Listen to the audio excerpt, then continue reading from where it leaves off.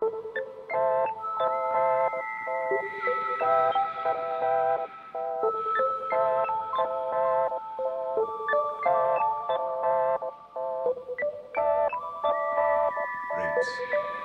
All of us have brains. Of this, I am of the firm opinion that all of us have the brains.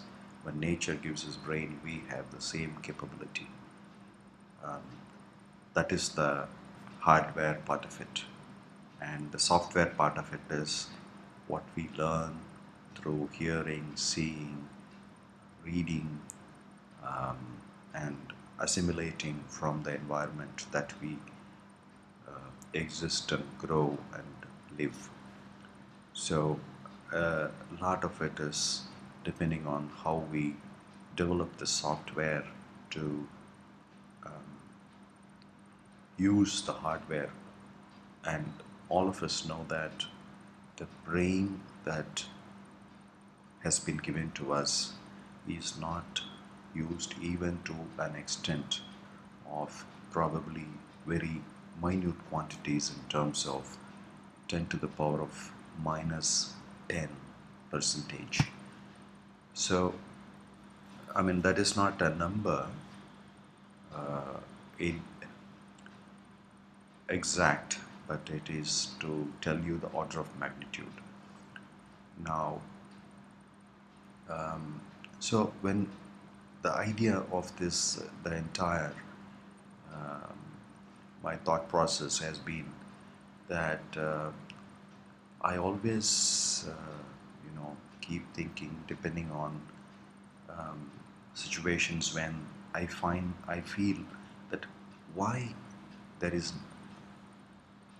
not anything like this to satisfy a need. So I keep thinking and then I get some ideas, whether it is to satisfy the personal need or whether it is to satisfy um, um, a need for the common, for the society, for the human beings, and so on.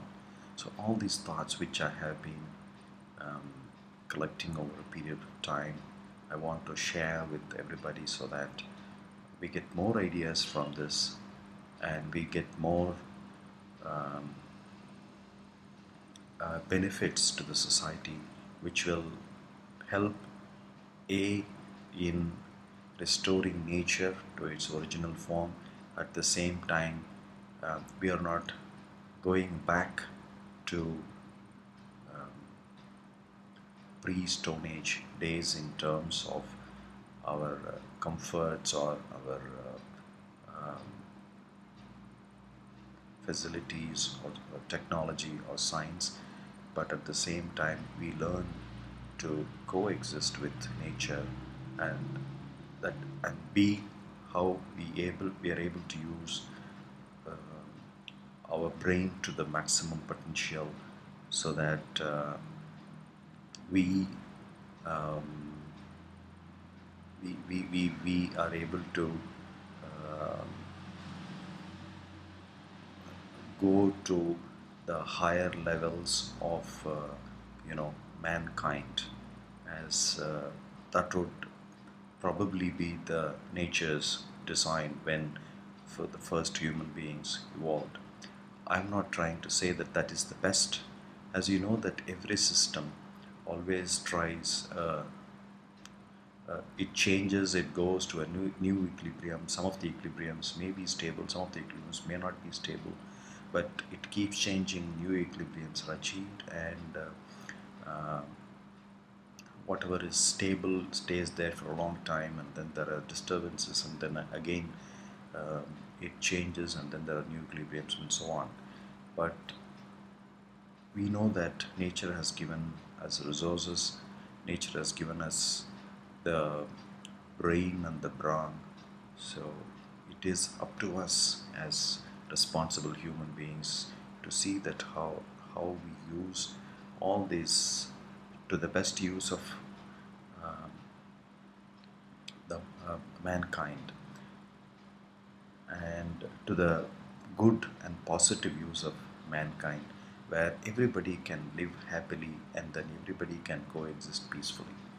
Okay, now I'm going to give a series of such short talks where I will would like to share with you some of my thoughts which I have been having. All these thoughts, I would like to say in the first instance, are absolutely from my own head and mind, and I have not read any science fiction. The only science fiction movie I have seen is probably Avatar, and I have not read Isaac Asimov or any of the science fiction books. So all these are from my own body and mind. Um, so it's all original. Now, the first thing that I would like to, a couple of things that I would like to share with you in the first Sci-Fi. I call this a Sci-Fi one. In my Sci-Fi one, is there are two things. One is um, you see, I have always been wondering now when we want to exploit the technology to have maximum comforts, we find that we are disturbing nature, we are disturbing, uh, we are creating, we are generating more heat, we are generating more carbon dioxide. That is on the one hand. On the other hand, we find that um, we are still struggling to provide food security to all the people. A, because of um, we have not been able to optimally and effectively and efficiently use the resources, whether it is water resources for fish or for the land resources for animals and plant food that we take to live. Now, and also we are disturbing the ecosystem whenever we are catching a lot of fish in a particular area. That ecosystem is affected. Whenever we are making some huge constructions for infrastructure, that ecosystem is affected.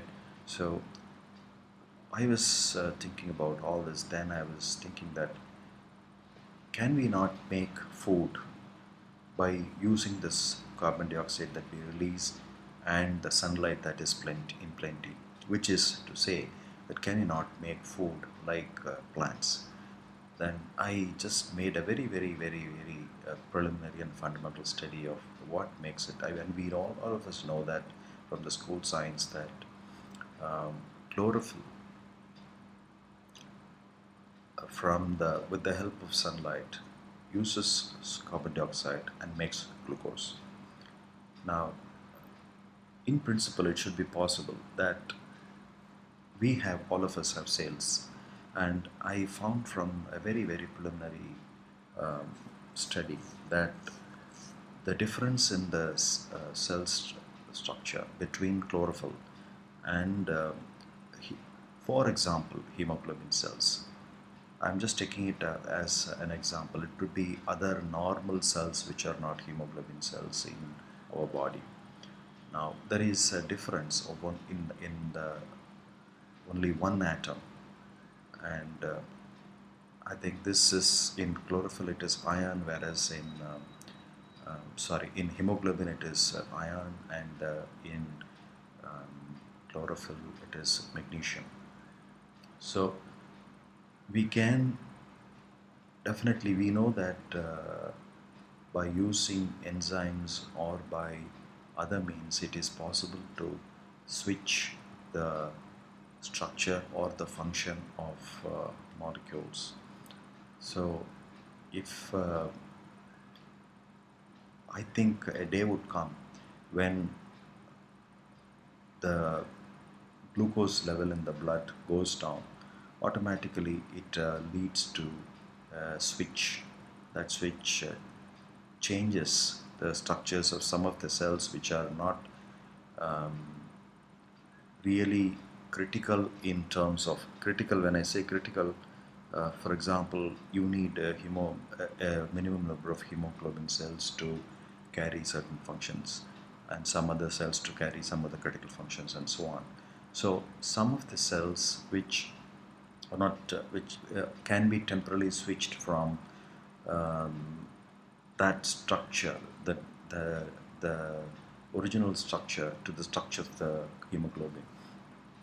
So it will happen automatically, and it will absorb sunlight, and it will absorb CO2 from the atmosphere and then make glucose, the required structure, and directly store in the body. And when the blood glucose level in the body reaches the required level, automatically then it is switched back to the original, the cells are switched back to the original stage. Just imagine if this is going to happen, where how many problems we are solving. I will also like to caution at this stage that I'm not saying that this is so simple, but the main requirement of glucose for our body is satisfied by this. Of course, you may need a lot of other nutrition, protein, and other things, which I'll talk about in later Skyfies. Now, this by when we do this, we are going to solve the problem of pollution. We are going to solve the problem of basic food security, and we are using the natural energy that we have. I mean, everything is natural. We are not um, creating more problems to the nature. We are not using up more energy from the nature. So all these things um, are in tune with the nature. So a day will come that this you're able to do. And then now the next thing, most interesting thing I would like to go to is perception. All of us know that what we see, what we believe, everything is perception. What is perception? Perception is that our brain center has, our brain has so many centers. It has got a vision center, it has got an audio center, and it has also got a visual center. Um, so initially, when a child is born, it it does not have any information in that except the um, what nature has provided just for it to exist. Now after that, when we teach the child A for apple, and when we teach the child mother, father, book, this, that, so many things, slowly and slowly and slowly, as we store various information in the memory in the computer, all this information are stored in certain memory areas in the brain. Now, when a child sees an apple, and visually that information, visual information in terms of the color, in terms of the shape, in terms of the feeling, in terms of all this information is visually transmitted. So when this perception, when this information is transmitted on the, we know that this image is transmitted as information which is comprising of color, various colors, intensities, and shape, and three-dimensional information. Everything is the feeling is, everything is transmitted to the uh, back of the retina, and the image is formed, and that is up from the, through the optical nerve, it is transmitted to the optic center.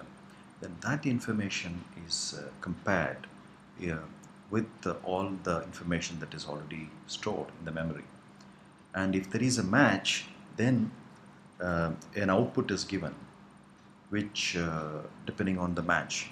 So it says this is an apple. If there is no match found, then that at that situation, uh, an output is given that no match found. But the output then for you, it is that I don't know what it is. Whereas if you know, an output is apple, right? So just imagine for a second that a wrong match, uh, instead of giving an output of apple, if an output of orange is given, then what is it? I mean, that is a wrong perception. So this is what it is.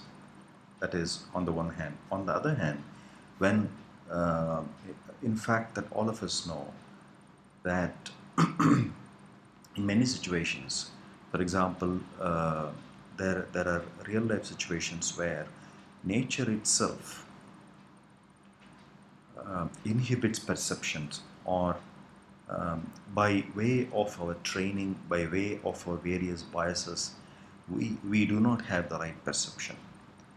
The first example is that, for example, a person who went for trekking, he when he was trekking, he suddenly I mean, it was a she, in fact. She suddenly falls, and then she falls into a deep ravine, and her both her legs below the knees are completely damaged, with the result that she cannot just even walk or drag or anything. It is so painful. But she has fallen into a ravine. Even to ask for help, she has to, um, shout for help or drag herself to a place where she can show some signs and get some help. So the brain knows that if that she has to survive, if she perceives pain especially, that she cannot do that. So the brain inhibits that perception of pain, and she is able to slowly drag herself out of that, and then come to the open, and then shout or show or throw up her hands and get help.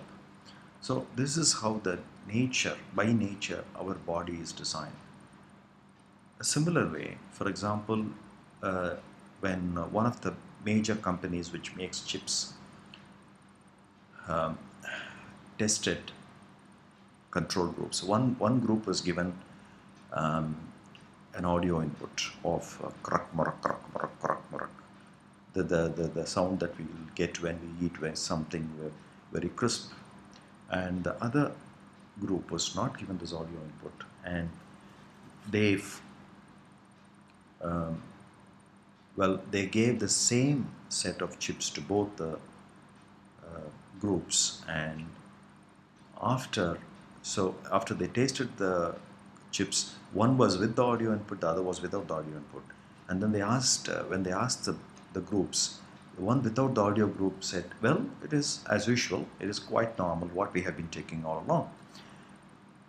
And the other group, which was, when they were asked independently, they said that it is really more crispy than what you have been taking. It is wonderful, it tastes good, and so on and so forth.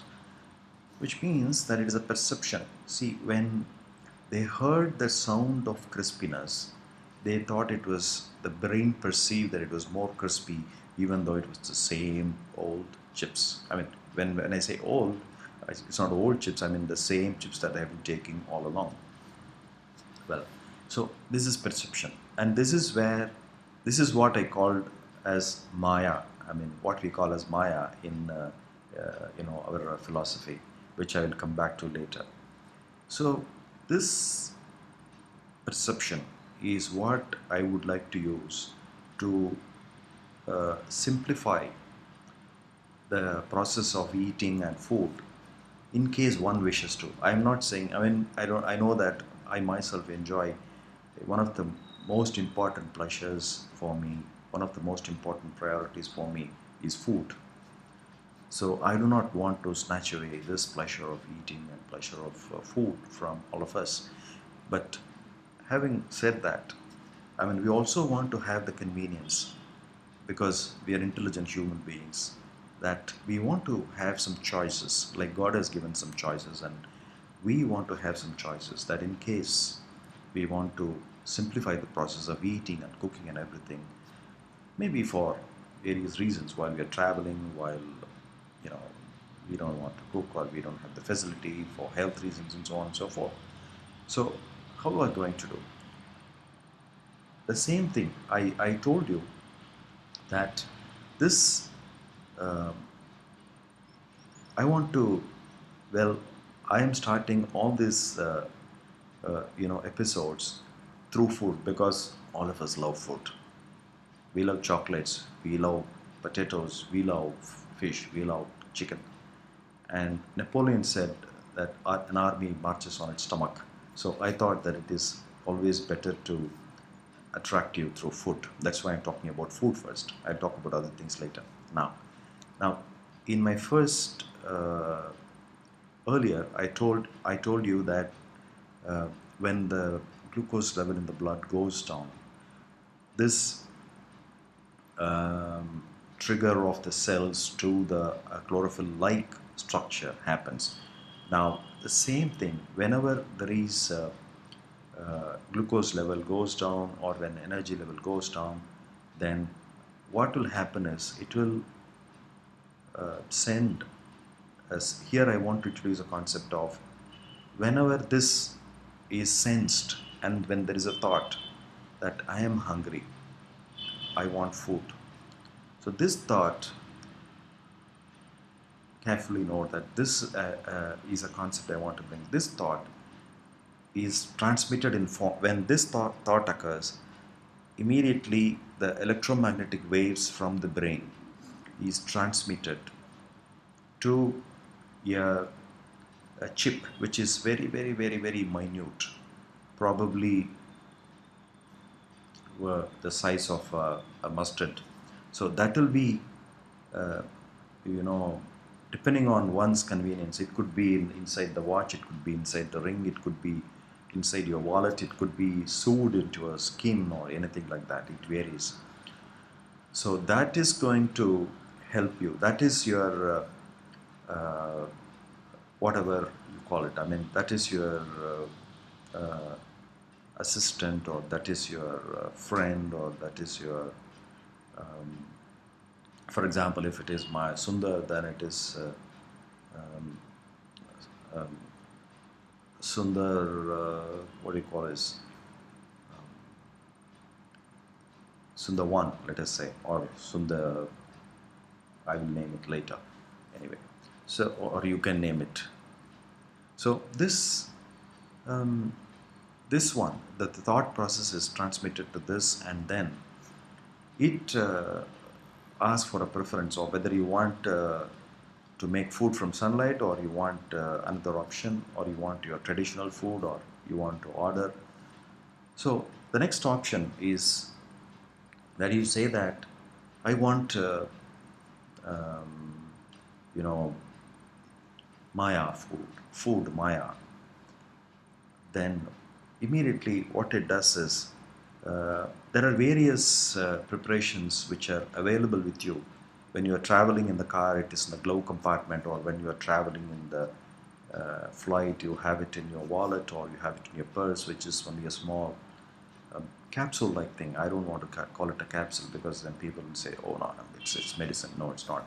So it is in some form. Let us say maybe it is like chiclet, or it is like, chocolate. So in whatever form you want, you have it. It could be visually made like a chocolate, it could be visually made like a chiclet, or it could be made like any other thing. Now, it has all the various nutrients. It has carbohydrate, it has protein, it has fat, and it has so many other things. So once you say that, then it says take this particular thing, which is, which to satisfy the requirement for you during the time. Then you take that. Once you take that, then the same Sundar 1 gives you a signal as to it registers, it knows from your thought directly that you want to take, maybe cake, or you want to take chicken biryani, or you want to take, um, you know, something else. You want to take tuna. So when that process, when it knows that this is what you want to take, then that particular uh, information which is immediately implanted in your visual center. I mean, it has various things. It is an audio information, it has a color information, it has a feel information, it has the taste information.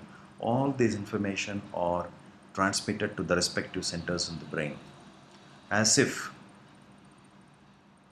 when you are taking chicken biryani, you will have a particular taste, you will have a particular feel, you will have a particular, there will be a particular color, there will be a particular you know audio effect, everything. What your brain, there is a total information that will be there in the brain. The perceptual information that will be there will be input to the brain by this Sundar one. And so you will feel that you are eating like chicken biryani or cake or ice cream or anything. So but so this is what I'm going to say, that we'll be using it at that point of time, so that you can eat whatever you want, but at the same time you'll feel that this is what you're eating. This, you see how this is going to now I'm not, so by doing this we make cooking simple. I know that all the housewives will be thankful to me, but it is not that we have to use only this, but this is for convenience, whoever wants to use it. And this is for people like me who are hypertensive, or who have cholesterol, and who cannot take this, who cannot take that, who cannot take potatoes, who cannot take chocolates, who cannot this and that. So I get the satisfaction that I'm eating everything.